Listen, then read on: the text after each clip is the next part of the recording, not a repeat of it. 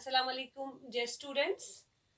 आज हम नया चैप्टर स्टार्ट करने जा रहे हैं, चैप्टर नंबर 6। और चैप्टर का नाम है जुडिशरी। क्या नाम है? जुडिशरी। और चैप्टर का जो पहला टॉपिक है वो है why do we need an independent judiciary, या ऐसा भी पूछा जा सकता है फंक्शंस ऑफ जुडिशरी। हमें जुडिशरी की क्यों जरूरत पड़ी, एक इंडिपेंडेंट जुडिशरी की, और हमारी जो जुडिशरी है इसके काम क्या है, ये है हमारा आज का टॉपिक। लेकिन सबसे पहले, before I proceed, let me clear you what is judiciary.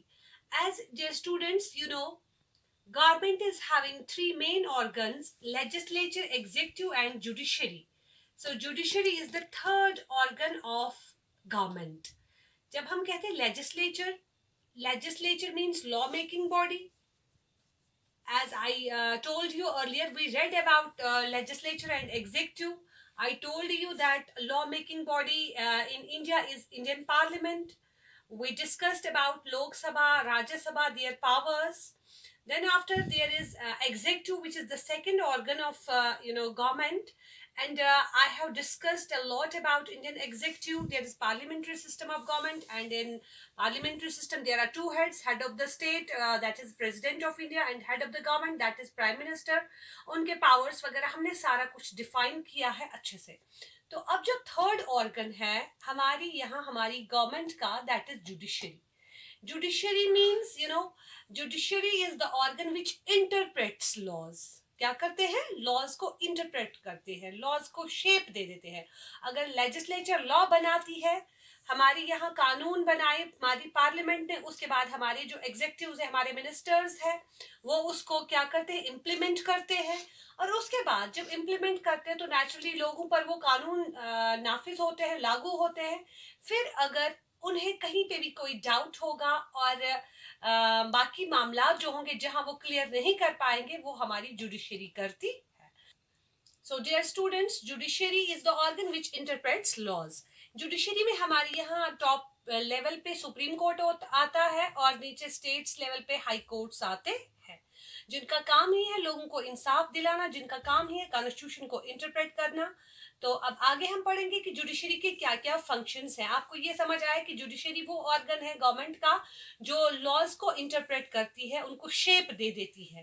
कानून वहां बनाया गया पार्लियामेंट में, राइट टू एजुकेशन कानून वहां बनाया गया, एंटी डॉवरी लॉ, कोई भी डॉवरी नहीं ले सकता है, एग्जीक्यूटिव ने इम्प्लीमेंट किया।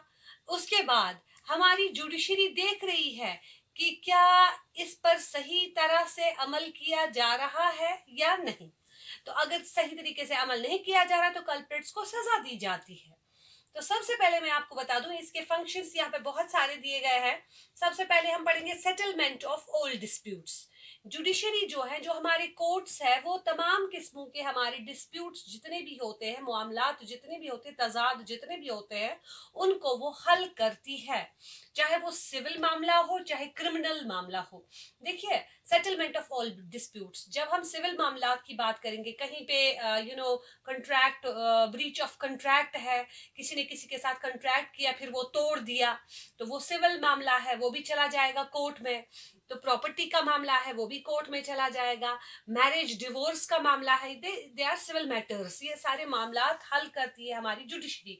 इसके अलावा क्रिमिनल मामलात है, किसी ने चोरी की, किसी ने कत्ल किया, किसी ने डकैती की, तो उसको भी according to constitution, according to law, उसको जुडिशरी जो है, कोर्ट जो है, उसी के अकॉर्डिंगली उनको वो सजा देंगे और वहां पे उन मामलात को हल करेंगे। दूसरा है interpretation of laws, very important. आप देखिए, मैंने अभी आपसे कहा है लेजिस्लेचर का काम है कानून बनाना, लेजिस्लेचर का काम है कानून बनाना। लेकिन कभी कभार लेजिस्लेचर जो है, अगर उसने ऐसा कोई लॉ बनाया जो कि सही नहीं है, लोगों की एक्सपेक्टेशंस के खिलाफ है, उस वक्त जुडिशरी को पूरे इख्तियारात है कि वो उनके लॉ को नल एंड वॉइड करार दे सकती है। यानी इंटरप्रिटेशन ऑफ लॉज, वो अच्छे से शेप दे देते हैं कानून को। और अगर कहीं पे ऐसा कानून कानून बनाया गया है जो लोगों के खिलाफ है, तो उस वक्त judiciary has a right to declare their law as null and void. उसके बाद है एडवाइजरी फंक्शन। हमारी जो जुडिशरी है, टॉप मोस्ट जुडिशरी जो अपेक्स पे है, apex court that is supreme court, और सुप्रीम कोर्ट का हेड जो होता है उसको कहते हैं चीफ जस्टिस ऑफ इंडिया। आपको हम बता देंगे कि whenever our executive you know whenever they need advice, whenever they seek advice, they should seek advice from the chief justice of supreme court।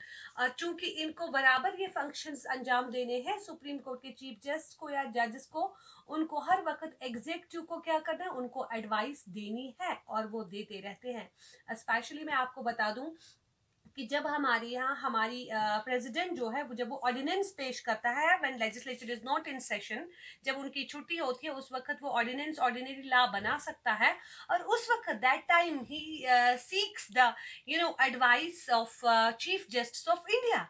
और चीफ जस्टिस ऑफ इंडिया जो है उसको हर वक्त उसकी हेल्प के लिए तैयार रहना पड़ता है। सो ये एडवाइस भी करते हैं हमारे एग्जीक्यूटिव्स को, कौन, हमारी जुडिशरी।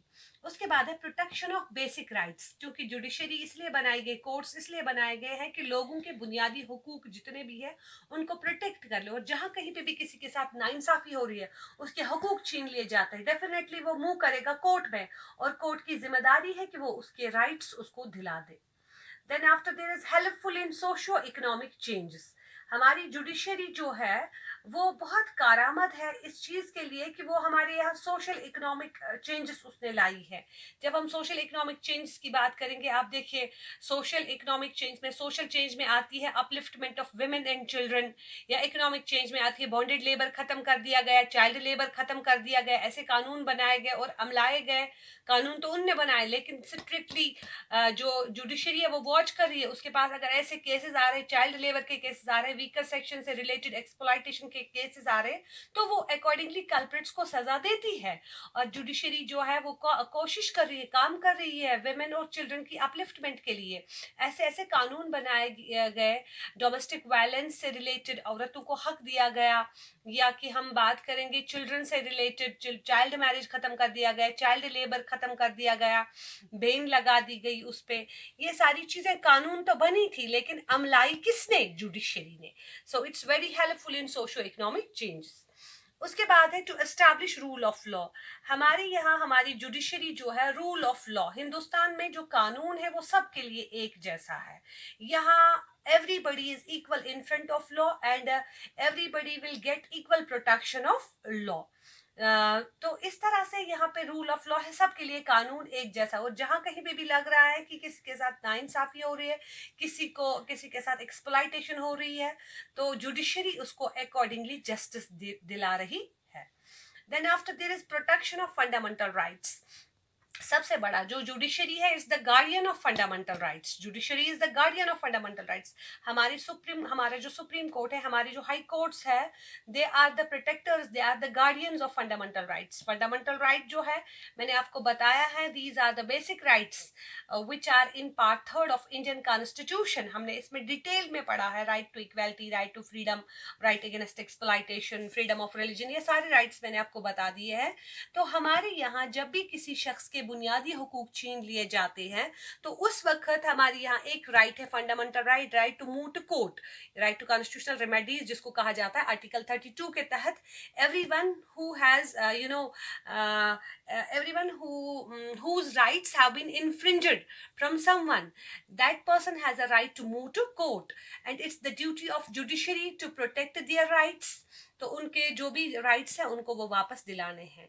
तो इस तरह से जो फंक्शंस हमारी जुडिशरी की है कि तमाम डिस्प्यूट्स को हल करती है, लॉज को शेप देती है, एडवाइस करती है हमारे एग्जीक्यूटिव को, लोगों के बेसिक राइट्स उनको दिलाती है, सोशो इकोनॉमिक अपलिफ्टमेंट इसी की वजह से पॉसिबल है। तो रूल ऑफ लॉ जो है ये सबके लिए एक जैसा कानून, सबके लिए जस्टिस वगैरह जो है दे देती है हमारी जुडिशरी, फंडामेंटल राइट्स को प्रोटेक्ट करती है, और भी बहुत सारे काम। यूं समझ लीजिए कि हमारे हर मामलात को जुडिशरी ही हल करती है। सो आज के लिए इतना ही। अल्लाह हाफिज।